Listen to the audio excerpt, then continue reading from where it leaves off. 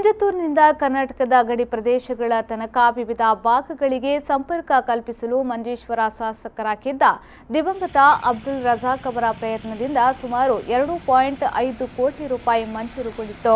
ರಸ್ತೆ ಕಾಮಗಾರಿಯನ್ನ ಕೂಡ ನಡೆಸಲಾಗಿತ್ತು. ಆದರೆ ಇದೀಗ ಮೆಕ್ಡಾಮ್ ರಸ್ತೆ ಕಾಮಗಾರಿ ಅರ್ಧದಲ್ಲೇ ಮೊಟಕುಗೊಂಡಿರುವುದಕ್ಕೆ ಸ್ಥಳೀಯರು ಆಕ್ರೋಶಿತಗೊಂಡಿದ್ದಾರೆ.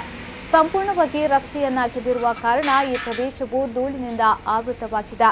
ವಾಹನ ಸಂಚಾರ ಹಾಗೂ ಕಾಲ್ನಡಿಗೆ ಯಾತ್ರಿಕರು ಮುಖವಾಡವನ್ನು ಧರಿಸಿ ಸಂಚರಿಸಬೇಕಾದ ದುರಾವಸ್ಥೆ ಬಂದೊದಗಿದೆ. ಈ ರಸ್ತೆಯ ಸಮೀಪದಲ್ಲಿರುವ ವ್ಯಾಪಾರಿಗಳು ಕೂಡ ಇದೀಗ ಸಂಕಷ್ಟದಲ್ಲಿ ಸಿಲುಕಿದ್ದಾರೆ.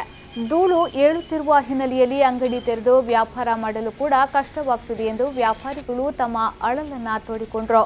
ಸಂಬಂಧಪಟ್ಟವರು ಕೂಡಲೇ ಕಾಮಗಾರಿಯನ್ನ ಪೂರ್ಣಗೊಳಿಸಿ, ಇಲ್ಲವಾದಲ್ಲಿ ಸಂಬಂಧಪಟ್ಟ ಇಲಾಖೆಯ ಮುಂಭಾಗದಲ್ಲಿ ಉಪವಾಸ ಸತ್ಯಾಗ್ರಹ ನಡೆಸುವುದಾಗಿ ಸ್ಥಳೀಯರು ಎಚ್ಚರಿಕೆಯನ್ನ ನೀಡಿದ್ದಾರೆ.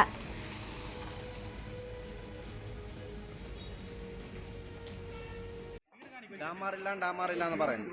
ഡാമാറില്ലെങ്കിൽ ആ കോൺട്രാക്ടർമാർ എന്തിനാ ഇവിടെ ഈ പണി തുടങ്ങിയത്? എന്തിന് ഡാമാറില്ലെങ്കിൽ അവർക്ക് അറിയില്ലേ ഡാമാറില്ലാന്ന്? അപ്പോൾ ആ പണി തുടങ്ങിക്കൂടാ. ഇപ്പം സാറിനെ വിളിച്ചപ്പോൾ സാർ പറഞ്ഞു 3 ദിവസത്തെ പണി തുടങ്ങും, അത് ഡാമാറിൻ്റെ പ്രശ്നമല്ല, മഴയുടെ പ്രശ്നമാണെന്ന്. മഴയില്ലാതെ 2 ആഴ്ച ഇവിടെ, മഴയില്ലാതെ 2 ആഴ്ച ഇവിടെ.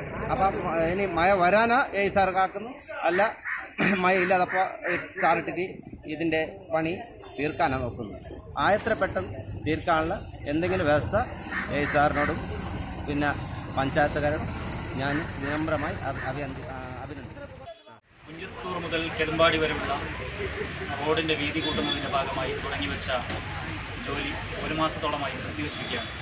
അത് കാരണം ഇവിടെ പൊടിപടലങ്ങൾ ഉയർന്നുകൊണ്ട് കടകളിലും മറ്റു വീടുകളിലൊക്കെ കയറുന്നതുകൊണ്ട്